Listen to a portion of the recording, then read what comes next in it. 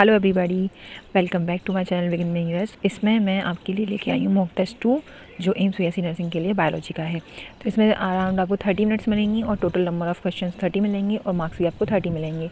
और इंस्ट्रक्शंस क्या हैं, ईच क्वेश्चन जो कैरी करेगा वो 1 मार्क कैरी करेगा और choose the most appropriate answers को आपको चूज़ करना है और नेगेटिव मार्किंग है इसमें 1/3। ठीक है, सो फर्स्ट क्वेश्चन आपका है, कह रहा है आपसे the oxygen dissociation curve shifts to the right due to. अच्छा ठीक है, जो ऑक्सीजन डिसोसिएशन कर्व होता है वो राइट और लेफ्ट क्या होता है, शिफ्ट होता है। रेस्पिरेशन में पढ़ा होगा, ह्यूमन फिजियोलॉजी में पढ़ा होगा आपने क्लास 11th की। तो वो राइट में शिफ्ट कब होता है, किस वजह से होता है, ये आपको पता करना है। डिक्रीज CO2 से, इंक्रीज़ इन pH से, या फिर इंक्रीज़ इन टेम्परेचर से, या फिर डिक्रीज़ इन H+ कंसनट्रेशन से। आप अपना क्वेश्चन को सोचिए फिर आंसर दीजिए मुझे। ठीक है, अब देखिए क्वेश्चन है नेक्स्ट आपका कि which of the following is not a product of light reaction. Light reaction का कौन सा प्रोडक्ट नहीं होता, ये आपसे पूछ रहा है। तो आंसर क्या हो जाएगा, मुझे इसके आंसर से, तो इसका आंसर क्या हो जाएगा, इंक्रीज़ इन टेम्परेचर। जब हम इंक्रीज़ करते हैं टेम्परेचर को तो हमारा जो कर्व है ऑक्सीजन डिसोसिएशन कर्व वो राइट साइड शिफ्ट हो जाता है। क्वेश्चन नंबर नेक्स्ट था आपका कि इनमें से कौन सा प्रोडक्ट लाइट रिएक्शन में नहीं होता, तो ग्लूकोज नहीं होता है। आपको आंसर याद रखना है। ठीक है, नेक्स्ट क्वेश्चन है हमारा ये, आपसे कह रहा है कि बार बॉडी बार बॉडी क्या रिप्रेजेंट करती है, तो बार बॉडी इनएक्टिव एक्स क्रोमोसोम को रिप्रेजेंट करती है और बार बॉडी ओनली ऑन किस में मिलेगी देखने को आपको, फीमेल फीटस में या फीमेल एम्ब्रियो में। ठीक है, याद रखना आपको। क्वेश्चन नंबर नेक्स्ट है आपका, कह रहा है evolution occurs in a population when, तो allele frequency remain constant, allele frequency change, evolution कह रहा है। तो एलील फ्रीक्वेंसी जब चेंज हो जाती है तो इवोल्यूशन पॉपुलेशन में अकर हो जाता है। ऑप्शन नंबर बी सही हो जाएगा इसमें आपका। ठीक है, इसमें भी क्या हो जाएगा, बी सही हो जाएगा। क्वेश्चन नंबर नेक्स्ट है आपका, कह रहा है DNA unwinding during respiration, sorry DNA unwinding during replication is carried out by, तो किसके थ्रू होता है रेप्लिकेशन, जब हम रेप्लिकेशन करवा रहे होते हैं उस दौरान में जो डीएनए अनवाइंड करता है वो कौन सी एंजाइम की हेल्प से करता है, तो वो हमारे किसकी हेल्प से करता है, हेलिकेज की हेल्प से। याद रखोगे, ऑप्शन नंबर सी आपका इसमें सही हो जाएगा। आप लोग पॉज कर लिया करो वीडियो को और आराम से आंसर्स दे सकते हैं। क्वेश्चन नंबर नेक्स्ट देखिए, which hormone is known as the emergency hormone. Emergency hormone कौन सा होता है, थायरोक्सिन, एड्रेनलिन, या फिर आपका इंसुलिन, या फिर कॉर्टिसोल। तो जो इमरजेंसी हार्मोन होता है वो एड्रेनलिन होता है। ऑप्शन नंबर बी सही हो जाएगा आपका। क्वेश्चन नंबर नेक्स्ट देखिए, कह रहा है double fertilization is a feature of, जो डबल फर्टिलाइजेशन होता है ओनली ऑन कौन से टाइप के प्लांट्स में होता है। तो आपने एक चीज़ यहाँ पे याद रखनी है कि यहाँ पे मैं आपको एक ऑरिजिन बता रही हूँ, प्लांट का ऑरिजिन कहाँ से हुआ था। तो एल्गी सीक्वेंस से याद रखना। ठीक है, एल्गी, फिर ब्रायो आए थे, ब्रायोफाइट्स मतलब, फिर टेरिडोफाइट्स, ठीक है, फिर ब्रायो, टेरिडो, फिर जिम्नो, देन एनजियो, एनजियो। ठीक है, ये होता है। तो सारे जो एंजियोस्पर्म्स होते हैं उनको हम फ्लावरिंग प्लांट्स कहते हैं। क्या कहते हैं, फ्लावरिंग प्लांट्स कहते हैं। सारे जितने भी एंजियोस्पर्म्स हैं उनको हम फ्लावरिंग प्लांट्स कहते हैं। तो आपसे क्वेश्चन पूछा जा सकता है कि फ्लावरिंग प्लांट्स किस में आते हैं, तो एंजियोस्पर्म्स में आते हैं। ठीक है, और डबल फर्टिलाइजेशन भी यूनिक फीचर होता है हमारे एंजियोस्पर्म्स का। तो आंसर क्या हो जाएगा, सी ऑप्शन सही हो जाएगा। और सीक्वेंस याद रखना है आपको कि प्लांट का ऑरिजिन कहाँ से हुआ था, सीक्वेंस पूछ सकता है वो। एल्गी से ए से बी जाओगे, फिर बी से पी जाओगे, फिर पी से जी जाओगे, फिर ए जाओगे, ऐसे याद रखना है। ए पे ही एंड हो रहा है, ए पे ही हमारा स्टार्ट हो रहा है। ठीक है, याद रखना। क्वेश्चन नंबर देखिए नेक्स्ट, कह रहा है आपसे कि the first stable product of C4 cycle is, first stable product क्या था हमारा C4 साइकिल का, ये आपको क्वेश्चन बताना है।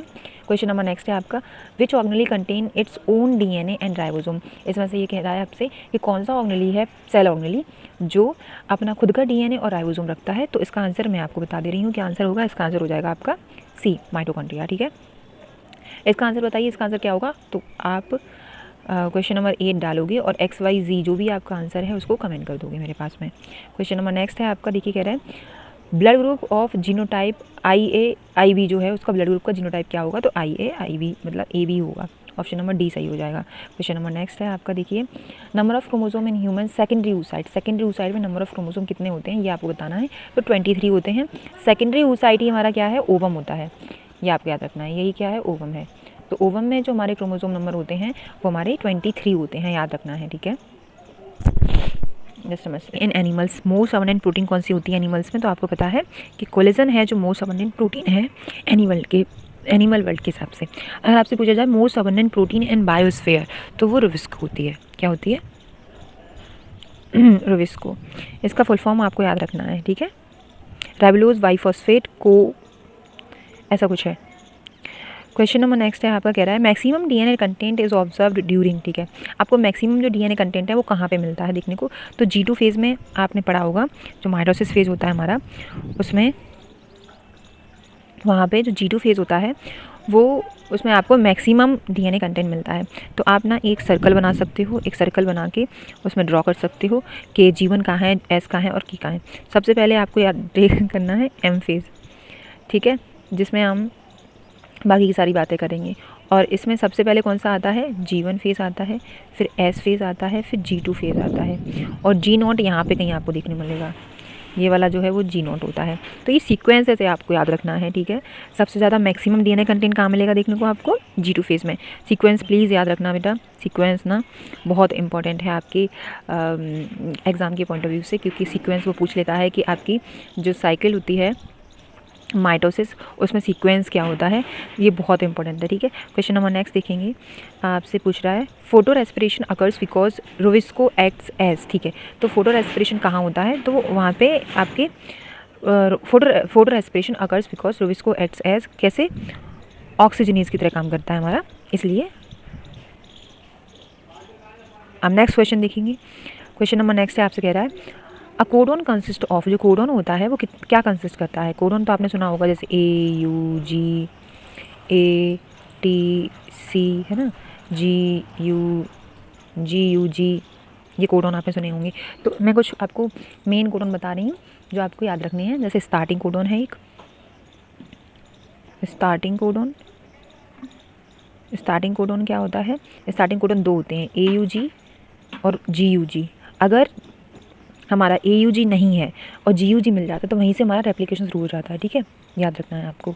और आपको स्टॉपिंग कोडोन या फिर नॉन सेंस कोडोन, इनको सेंस कोडोन भी बोलते हैं, सेंस कोडोन, ठीक है।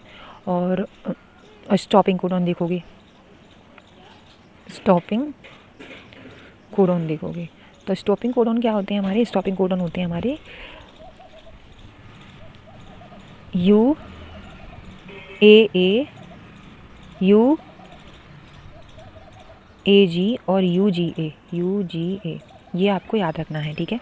स्टॉपिंग कोडोन का याद करने का निमोनिक मैंने याद किया है, उल्लू आया, उल्लू आया गया और उल्लू गया आया, ये तीनों आपके क्या है, स्टॉपिंग कोडोन है, और इनको नॉनसेंस कोडोन भी बोलते हैं। तो प्लीज़ कंफ्यूज मत होना, नॉनसेंस कोडोन, ठीक है, ये भी बोलते हैं, इनको याद रखना है आपको, ठीक है। मैंने आपको बता दिया। तो कोडोन क्या करते हैं, कोडोन के पास में 3 न्यूक्लियोटाइड होते हैं, जैसे कि मैंने अभी बताया, देखो 3 का पेयर है ये, यहाँ पे GUG देख लो या फिर GAATTC देख लो, GAATTC, तो ये 3 का पेयर आप देख रहे होगे इसमें, ठीक है। तो 3 न्यूक्लियोटाइड प्रेजेंट होते हैं, तो ऑप्शन नंबर आपका C सही हो जाएगा।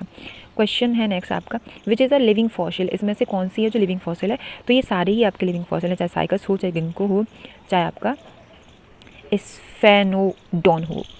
क्वेश्चन नंबर नेक्स्ट देखेंगे, आपसे बोल रहा है कि यूनिवर्सल रेसिपिएंट ब्लड ग्रुप क्या होता है। तो रेसिपिएंट का मतलब क्या होता है बेटा, कि वो ब्लड ग्रुप जो सभी से ले सकता है, ठीक है। डोनर मतलब जो सभी को दे सकता है, तो रेसिपिएंट जो होता है हमारा वो AB होता है, जो सभी से ले सकता है, ठीक है।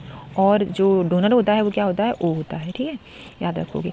ये जो दिया था वो हमारा किसने दिया था, रीसस मंकी के हिसाब से फैक्टर्स पर डिपेंड करता है कि आपका ब्लड ग्रुप पॉजिटिव होगा या फिर नेगेटिव होगा, तो वो रीसस मंकी था, RH फैक्टर पर डिपेंड करता है, ठीक है। और आपसे पूछा जाए कि RH फैक्टर किसने डिस्कवर किया था, तो वो लैंडस्टीनर थे, ये भी आपको याद रखना है, ठीक है। इसमें एक केस था, जो फीमेल नेगेटिव ब्लड ग्रुप वाली होती हैं उनकी एक ही प्रेगनेंसी हो पाती है और अदर दूसरी प्रेगनेंसीज उनको नहीं हो पाती हैं, क्योंकि उनका नेगेटिव ब्लड ग्रुप है। और नेगेटिव ब्लड ग्रुप होने की वजह से जो दूसरा बच्चा होता है उनकी बॉडी में पहले बच्चे समय ही एंटीजन बन जाते हैं, और दूसरा बच्चा जब आता है उनकी मतलब जो प्रेगनेंट होती हैं वो, तो उसको डैमेज कर देती हैं उस बेबी को। इसी को हम एरिथ्रोसाइट फीटस बोलते हैं, ठीक है, एरिथ्रोब्लास्टोसिस फीटस, मतलब उसमें जो RBCs होती हैं वो डैमेज हो जाती हैं, फट जाती हैं। क्वेश्चन नंबर नेक्स्ट देखेंगे, ये तो आप बता ही दोगे क्या है इसका आंसर, ठीक है। नेक्स्ट क्वेश्चन देखेंगे, anaemia occurs due to deficiency of, किसकी वजह से होता है, तो ये हमारा क्या की वजह से होता है, B12 की वजह से होता है, आंसर आपका सही हो जाएगा C। क्वेश्चन नंबर नेक्स्ट देखेंगे, कह रहा है प्लासेंटा सिक्रीट्स, प्लासेंटा क्या सिक्रीट करता है, ऑल ऑफ दीज, सारी चीज़ें प्लासेंटा सिक्रीट करता है, चाहे HCG हो, चाहे HPL हो, चाहे आपका ईस्ट्रोजन हो, तो आंसर क्या हो जाएगा आपका D, आंसर सही हो जाएगा, option number D, all of these. अब एक बात बता दूं मैं आपको, जो प्रेग्नेंट वीमेंस होती हैं, जो प्रेग्नेंट हो जाती हैं, तो तो आपने देखा होगा वो एक किट यूज़ करती हैं। जैसे कि आप यहाँ पे मैं कोई किट स्पेसिफिकली किट नहीं बता रही हूँ, बस मैं एक एग्जांपल दे रही हूँ। जैसे कि प्रेगा न्यूज़ वाली जो किट होती है उसका यूज़ करती हैं। तो वो डिटेक्ट कैसे होता है, क्योंकि जो प्रेग्नेंट होती है फीमेल वो HCG अपनी बॉडी में बनाने लगती है, और वही HCG जो होती है, वही जो हार्मोन होता है, वो क्या बताता है हमारा, वही डिटेक्ट कर लेता है कि हाँ आप प्रेग्नेंट हो। उसमें जो दो लाइंस लगी होती हैं वो HCG को डिटेक्ट कर लेती हैं और रेड हो जाती हैं, तो फीमेल को पता चलता है कि हाँ वो प्रेग्नेंट है। क्वेश्चन नंबर देखो next, genetic material of retrovirus. Retrovirus का जेनेटिक मटेरियल क्या होता है, तो RNA होता है। ऑप्शन नंबर बी सही हो जाएगा। ठीक है, नेक्स्ट क्वेश्चन है, रेट्रोवायरस मतलब जो HIV वाला है वो। Which part of nephron is impermeable to water. आपको पूछ रहा है इम्परमेबल टू वाटर कौन सा पार्ट होगा हमारा नेफ्रॉन का, तो आपको ये बताना है। अब रेट्रोवायरस के बारे में थोड़ा सा बता लो। एड्स की फुल फॉर्म सबसे पहले आपको याद होना चाहिए। ठीक है, फर्स्ट केस याद होना चाहिए, फर्स्ट केस कहाँ पे मिला था हमें, और ये कहाँ पे है, जिनेवा में इसका हेडक्वार्टर, ये आपको याद रखना चाहिए। ठीक है, और क्या है, ये किसकी वजह से होता है, HIV इसका पॉजिटिव एजेंट है, और इसका मटेरियल क्या है, तो रेट्रोवायरस है इसका मटेरियल, ये याद रखना है। वायरल डिजीज़ है, ये याद रखनी है आपको। और इसका एक स्लोगन भी है कि prevention is better than cure, ये भी आपको याद रखना है। और नॉन गवर्नमेंटल जो एजेंसीज होती हैं, NGOs, वो भी इससे बचने के लिए बहुत सारे प्रचार करते हैं, और अवेयरनेस फैलाने के लिए बहुत सारे नाटक रखते हैं, या फिर बहुत सारे क्या करते हैं, शोज़ रखते हैं, जिससे कि जो एड्स है वो कम फैले। ठीक है, और सबसे बचने का तरीका ये है कि आप किसी भी अननोन पार्टनर के साथ में सेक्सुअल एक्टिविटीज़ ना रखें। दूसरा है कि आप जब भी ब्लड ग्रुप चढ़वा रहे हैं अपने ऊपर, तो उसको अच्छे से चेक करवाएं कि ब्लड ग्रुप में कोई दिक्कत तो नहीं है। थर्ड वन ये है कि मल्टीपल पार्टनर्स के साथ में आप कोई भी ऐसा संबंध ना रखें जो आपके लिए घातक हो आगे चल के। ठीक है, और always use condoms when you are intimate with someone, always use condoms. ठीक है, तो इसका जो आंसर हो जाएगा 21 का, ये आप याद रखो। 21 का क्या होगा आंसर, बताओ मुझे, क्या हो जाएगा इसका, असेंडियम लिंग ऑफ हेनले। ठीक है, ये आंसर सही हो जाएगा। क्वेश्चन नंबर नेक्स्ट है आपका, कह रहा है आपसे कि जो फ्लेवर सेवर टोमेटो था वॉज प्रोड्यूस्ड बाय, किसके थ्रू प्रोड्यूस किया था, तो जेनेटिक इंजीनियरिंग के थ्रू प्रोड्यूस किया गया था flavour saver tomato. Question number next है, A और AB कॉमा A और A मतलब small a small b gives AAB of spring in, किस में दिया जाएगा, तो ये आपसे पूछ रहा है। आंसर क्या हो जाएगा इसका, बताओ क्या आंसर होगा, 116 आंसर सही हो जाएगा इसका, सी आंसर सही हो जाएगा। ठीक है, अब देखोगे next question. Question number next है आपका 24, कह रहा है आपसे कि जो नाइट्रोजन फिक्सिंग साइनोबैक्टीरिया होता है वो कौन सा है, तो वो क्या है, नॉस्टॉक है। ठीक है, ऑप्शन नंबर ए सही हो जाएगा। क्वेश्चन नंबर नेक्स्ट देखेंगे, human fertilization generally occurs in, human fertilization कहाँ पे अगर होता है, तो हमारी फैलोपियन ट्यूब में 3 रीज़न होते हैं। सबसे पहला रीज़न होता है, हम अगर स्टार्टिंग से लेंगे तो जहाँ से ओवम कलेक्ट होते हैं, तो वो इनफंडिबुलम होता है। इनफंडिबुलम के पास में एक फिंगर लैग प्रोजेक्शन होती हैं, उन्हें बोलते हैं हम फिमरी। जो उनका काम क्या होता है फिमरी का, ओवम को कलेक्ट करना।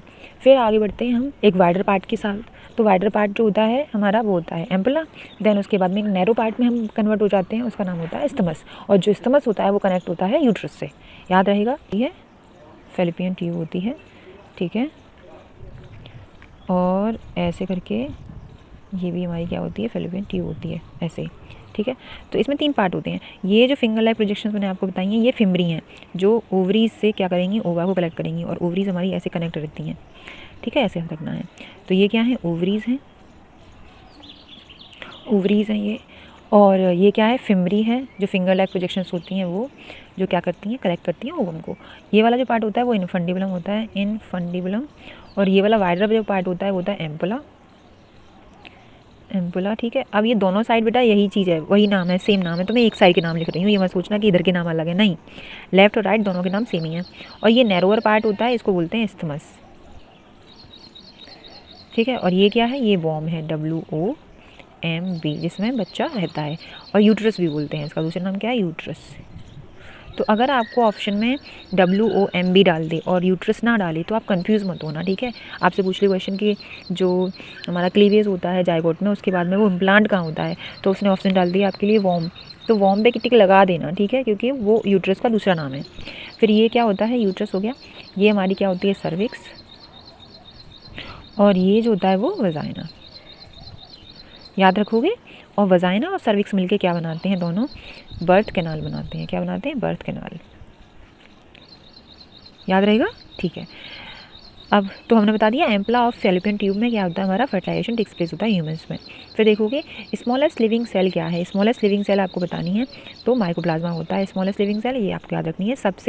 सबसे ज़्यादा सबसे छोटी स्मॉलेस्ट लिविंग थिंग क्या है, हमारी माइकोप्लाज्मा है। लार्जेस्ट पूछे आपसे तो लार्जेस्ट आपके ऑप्शंस पे डिपेंड करेगा। वैसे तो लार्जेस्ट आपका एग ऑफ एन ऑस्ट्रिच है, इसके अपोजिट पूछता है लार्जेस्ट। लार्जेस्ट जो है वो हमारा क्या है, egg of an ostrich, egg of an ostrich, ठीक है, ये याद रखना है आपको। लॉन्गेस्ट पूछे आपसे अगर तो लॉन्गेस्ट क्या हो जाती है हमारी, लॉन्गेस्ट हमारी नर्व सेल्स हो जाती हैं। देखो ऑप्शंस पे डिपेंड करेगा कि लॉन्गेस्ट और लार्जेस्ट कौन सी है। अगर आपसे लार्जेस्ट पूछे और egg of an ostrich answer दे दी, मतलब ऑस्ट्रिच का अंडा, तो आप इसी पे जाओगी, ठीक है, टिक लगाने के लिए। और अगर आपसे कोई और ऑप्शन दे दे, जैसे आरबीसी दे दे, जैसे ओवम दे दे, स्पर्म दे दे, तो उसमें से क्या होगा, हमारा ओवम हो जाएगा। और अगर आपसे पूछे कि स्मॉलेस्ट कौन सा होता है और उसमें स्पर्म भी हो, ओवम भी हो, लेकिन ये ना हो माइकोप्लाज्मा वगैरह, तो आप इस पंप पे टिक लगाओगे, ऑप्शंस के हिसाब से टिक लगाना। वैसे तो आपको याद रखना है कि लार्जेस्ट कौन सी होती है, एग ऑफ एन ऑस्ट्रिच होती है, और लॉन्गेस्ट कौन सी होती है, नर्व सेल होती है, और स्मॉलेस्ट कौन सी होती है, माइकोप्लाज्मा होती है, ठीक है। और माइकोप्लाज्मा के पास में एक और चीज़ होती है कि एब्सेंट सेल वॉल होती है, ठीक है, एब्सेंट सेल वॉल। तो अगर आपसे क्वेश्चन पूछ ले ऐसे कि कौन सी सेल है जिसके पास में सेल वॉल भी नहीं होती है और स्मॉलेस्ट भी होती है वो सेल, तो वो माइकोप्लाज्मा है, ठीक है। क्वेश्चन नंबर नेक्स्ट है आपका, कह रहा है fibrinogen is converted into fibrin by thrombin, option number B सही हो जाएगा। क्वेश्चन नंबर नेक्स्ट है आपका, net ATP give gain in glycolysis, net ATP gain in glycolysis कितनी नेट एटीपी में मिलती हैं वो आपको बतानी है, ठीक है। नेक्स्ट क्वेश्चन है आपका ये वाला कि टिपिकल एक एंजियोस्पर्म होता है, उसका एम्ब्रियो सैक में क्या प्रेजेंट होते हैं। तो टिपिकल एम्ब्रियो सैक में, जो टिपिकल एंजियोस्पर्म का एम्ब्रियो सैक होता है उसमें आपकी क्या चीज़ें प्रेजेंट होती हैं, सेवन सेल्ड 8 न्यूक्लिएट होता है वो, ठीक है।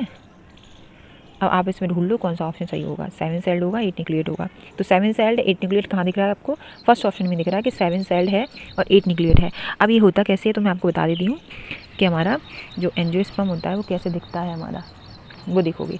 तो सबसे पहले हमें एक ड्रॉ करना पड़ेगा, एक ऐसे कुछ स्ट्रक्चर होता है एंजियोस्पर्म का, एम्ब्रियो सैक का, और ये क्या है, एक फीमेल पार्ट है, याद रखना है, ठीक है।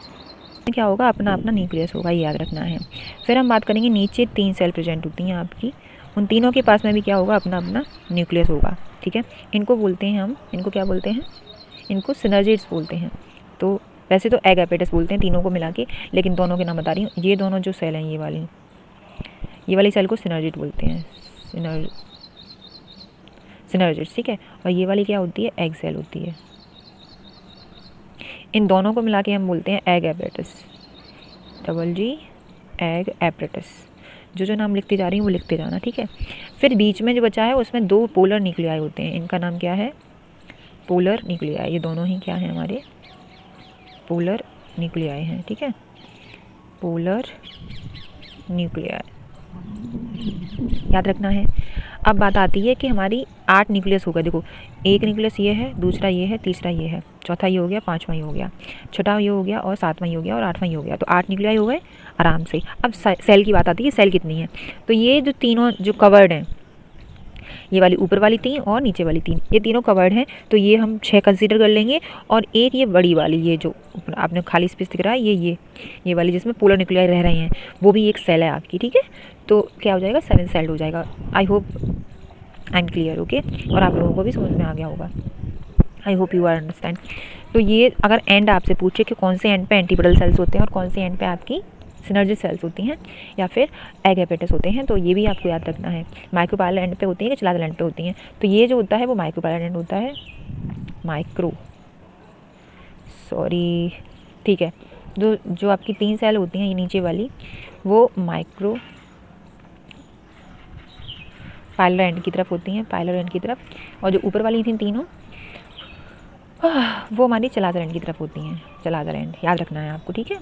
और आपको बता दूं मैं, इनके जो सिनर्जिड सेल्स होती हैं उनके पास में फिब्मिडी मतलब फिंगर लाइक प्रोजेक्शंस होती हैं, इनको बोलते हैं हम फिलीफॉर्म एपरेटस, फिलीफॉर्म एपरेटस, ठीक है। ये क्या करती हैं, जब भी पॉलन ट्यूब जनरेट होती है, कब, जब स्टिग्मा पे पॉलन गिरते हैं और गिरने के बाद में पॉलन ट्यूब जनरेट करते हैं, तो उसमें जो 2 मेल गैमीट होते हैं वो नीचे आ रहे होते हैं पॉलन ट्यूब के थ्रू। तो पॉलन ट्यूब जो होती है वो यहाँ से आती है और यहाँ पे आके मिल जाती है। तो ये जो है फिलीफॉर्म हैबिटस, ये पॉलन ट्यूब को गाइड करती है सिनाजे सेल के पास में जाने के लिए, ठीक है, याद रखेंगे। ओके, नेक्स्ट क्वेश्चन है आपका, last but not the least, कह रहा है आपसे, a normal women whose father जो है वो हीमोफिलिक है, ठीक है, मैरी करते हैं नॉर्मल मैन से। ये क्या करती है, शादी करती है नॉर्मल मैन से। तो एक नॉर्मल वीमेन है, उसके पिताजी क्या थे, हीमोफिलिक थे, और वो शादी करती है किससे, एक नॉर्मल व्यक्ति से। तो प्रोबेबिलिटी क्या होंगी हीमोफिलिक सन की। तो वैसे मैं बता दे रही हूँ, इसकी प्रोबेबिलिटी हो जाएंगी 25%, जो सन होगा 25% आपके बच्चे कैसे होंगे, हीमोफिलिक होंगे उनके। तो आपको कैसे करना है इसको मैं बता दे रही हूँ। एक नीट स्क्वायर बना ले रहे हैं यहाँ पे, जिससे कि आपको हेल्प हो जाएगी कैसे कैसे आपको करना है। तो क्या है, फादर क्या थे उसके, हीमोफिलिक थे, तो वो क्या होगी, कैरियर होगी, ठीक है, अपने पिताजी की कैरियर होगी। तो एक एक्स उसका नॉर्मल होगा और दूसरा जो एक्स होगा वो उस पर एच लगा होगा, ठीक है, इसी को हम कैरियर बोलेंगे। अब जो मैन है वो नॉर्मल है, तो उसको एक्स और वाई नॉर्मल कर ले रहे हैं हम, ठीक है। अब देखोगे आप यहाँ पे एक्स और एक्स, एक नॉर्मल लड़की होगी, एक कैरियर लड़की हो जाएगी, ठीक है, और दूसरा क्या होगा बच्चा, दूसरा जो बच्चा होगा वो नॉर्मल होगा, मतलब लड़का, और दूसरा जो लड़का होगा, एक मिनट रुकना, दूसरा जो लड़का होगा वो क्या होगा, एक्स और वाई लिखना चाहिए मुझे, वो हीमोफिलिक हो जाएगा, याद रखेंगे, ठीक है। तो इसमें से जो 25% है आपका सन, वो क्या है, हीमोफिलिक है। तो आंसर क्या हो जाएगा आपका, बी ऑप्शन सही हो जाएगा। Thank you so much for watching my, take care. I hope आप लोगों को क्वेश्चन अच्छे लगे हों, और हम नेक्स्ट वीडियो में मिलते हैं फिर। Bye, take care.